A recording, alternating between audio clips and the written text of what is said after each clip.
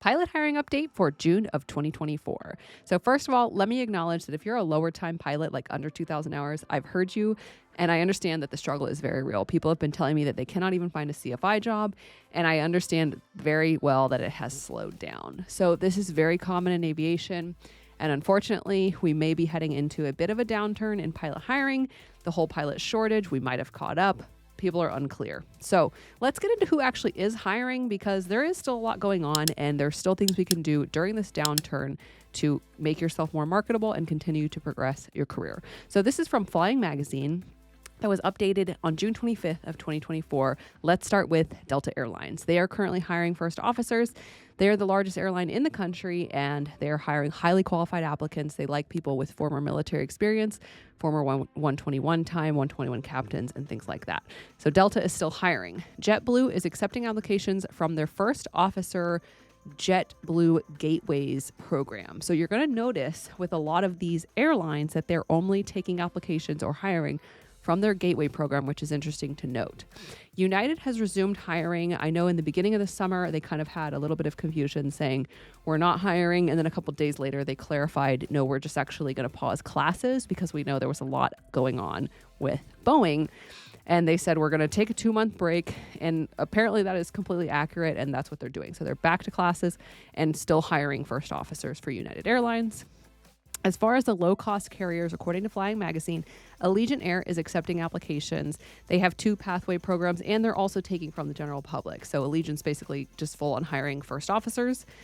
Avelo is hiring both first officers and captains. Some of these low-cost carriers or some of the regionals are still hiring captains or direct entry captains. So that's kind of showing that the pilot shortage is really in the captain's seat. The reason for that is because a 121 captain has to have 1,000 hours of 121 time. So there's a very truncated amount of people that can even be an airline captain for a regional or major airline. Breeze Airways is hiring direct entry captains for its A220 fleet. So just those pilots. These airlines are starting to be a little picky and not just hiring like mad, like it was going out of business before, but they're just hiring who they need. Frontier is currently still hiring. Sun Country is hiring first officers. And as far as the regionals are concerned, Air Wisconsin is first on the list. We have that they are currently hiring both first officers and captains. Now, something else I want to put out there to some of the lower time pilots, maybe you're in 1,000 hours, maybe you're, 1,500 hours. I know for the past couple of years that you were getting interviews at like 1,100 hours, 900 hours, and getting hired by a regional at 1,400 or 1,200 hours. That may not be the case anymore, and that does not mean that the world is on fire. This is actually very normal.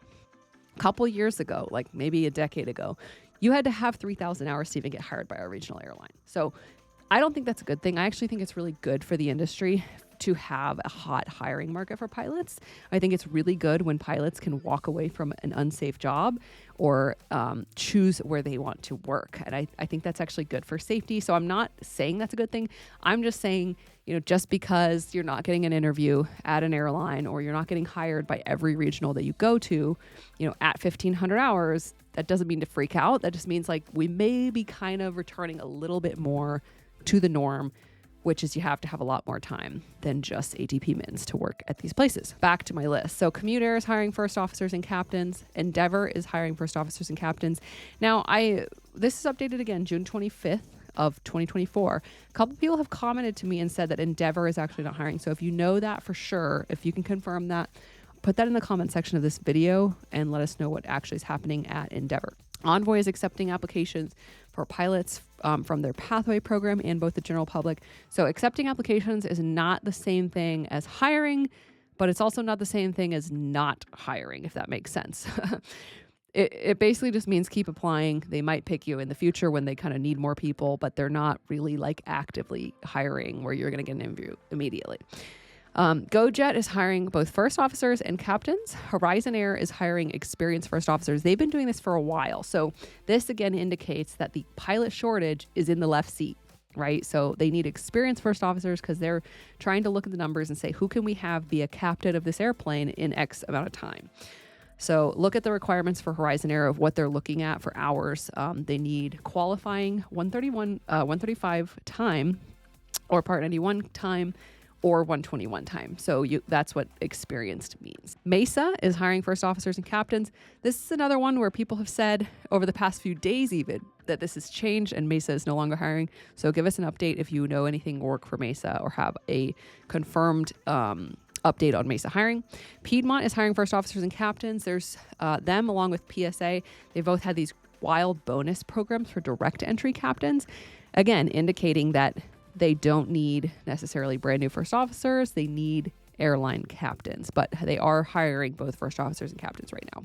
Republic is also hiring first officers and captains. Silver Airways is advertising that they are hiring both first officers and captains. So good news there. SkyWest is hiring first officers and captains, and they are actively hiring. One of my friends just got hired there. Let's see how long it takes him to get a class date. That'll be really interesting because, as a lot of you may know, being hired and getting a class date are two different things. So you can be hired by an airline, but you're not doing anything with them. You may keep working your old pilot job, your old CFI job for a while until you get a class date.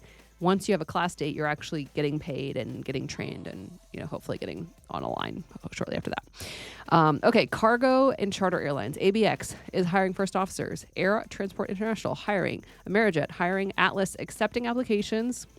So not necessarily hiring, but not necessarily closing the window. Kalita is hiring. Omni is hiring. I have also heard from friends that UPS is actively hiring. So important one to note there.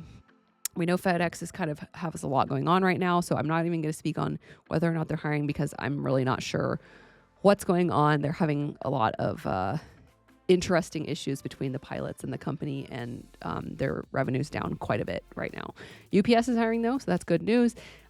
A lot of 135 companies are still hiring. So this may be a time, if you're like at 1,000 hours and you're putting in applications to regionals and you're not hearing anything, this may be a time that you go work at a 135 company for a couple years, and you get some PIC turbine time. You may get some SIC turbine time, build your experience. I've seen a lot of people saying this narrative of essentially all hope is lost. And, I don't want to be the person that's like, back in my day, it was harder. But I just want to put it in perspective for some of the lower time pilots this is normal, right? So the hot hiring market that we've had for the past couple years is not normal, and we all knew it was going to end. Now, I'm not saying it's ending right now or it has ended. I'm saying the return to normal will occur at some point in time. And if you just got into aviation because you're like, I want to make a bunch of money and never work, and that's all, you may be slightly disappointed with this career because the chances are you probably will get laid off at some point throughout your aviation career. The chances are, your whole airline may go under. God forbid. But aviation is a very cyclical and very economic and political dependent industry. So you really need to get into this industry for a genuine love of flying. You need to live below your means the whole time. And this is why I put out a lot of information on my channel about how to get through your flight training with low debt or with more cost-saving options. Now, I understand that people have to take out loans sometimes. Like I've talked extensively about this on here. No shade to that. I get it. Everybody's situation is different. But I want to give you an example of someone who reached out to me the other day asking for advice. They were going to a large XYZ flight school, and they were going to look at loan options through that flight school. The loan was going to initially be about $100,000, but at the end of the payoff, they would have spent over $300,000 on that loan.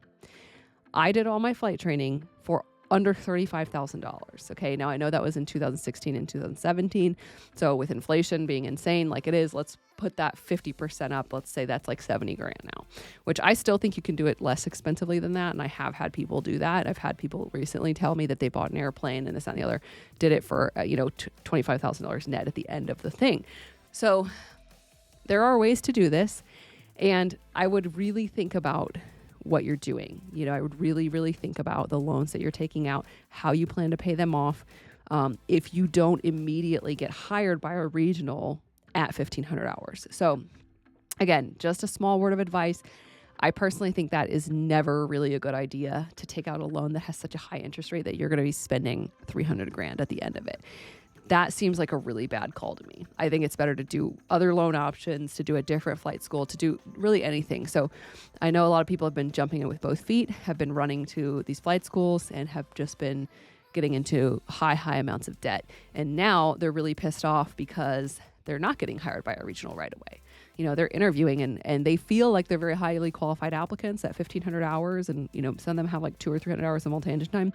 And I'm here to tell you, unfortunately, that's not that highly qualified right now. So everything has kind of shifted. It has definitely slowed down, and it sucks. Again, I don't like it. I like a hot hiring market for pilots. I think it's good for the industry and good for safety. However, the encouraging thing is, if you're here because you love aviation and you understand that this is just a wave in, the ocean of your entire career, there's no need to freak out. There's no need to doom and gloom. Just keep building experience, keep building time, keep building highly qualified time. Maybe go to a 135 operator. Continue to network, continue to be part of these wings programs and fast teams and stuff like that if you can. All of that stuff looks really good. Continue to be in leadership programs, be a check airman at your 141 school or whatever the case may be that you can find, and just keep moving forward. It's not over, like aviation is not any different. There have been times when it has been much, much worse, and there's been times when it's been much better, and that's just kind of the way it goes. So in summary, there are still people hiring. Things have definitely slowed down. So it's kind of time to get in your seat and maybe stay there for a little bit, especially with an election coming up. We don't really know what's going to happen. So overall, though, I think it's good to just have a positive outlook on aviation in general. I mean, for me, I feel like even on my worst day working in this career, I still loved it, and I was still glad that I chose this, so I hope that you guys still have that same experience. I know it can be really rough if you're going through flight school and trying to get to a regional, and some people really hate being a CFI and they're just counting down the days, and now they're like, oh, the regionals are not going to hire me for a while. So I understand, and I'm sorry you're feeling that way, but hopefully you can maybe find a survey job or something else you can do where you can find something that you enjoy to kind of continue to go through this time, build a little bit more experience until you can get the job you really want to be at. Anyways, that's my update. I hope it helps. If you have any comments, questions, or of any of those airlines that are incorrect at this point, maybe it's changed even in the past week, they're not hiring or they have changed their status, put it in the comments because I'd really love to see how fast these things are updating. As always, I hope you guys are enjoying this beautiful summer weather wherever you are. I hope you're flying safely, and thanks for watching.